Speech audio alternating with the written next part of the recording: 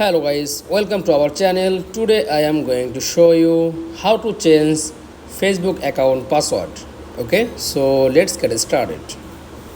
Then first of all click on Facebook app. Then tap on menu option. Click on settings. Then tap on see more in account center. Okay.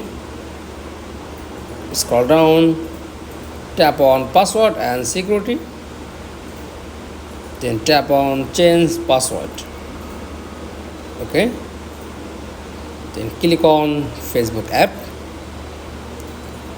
then type current password and click on new password and type new password and retype new password.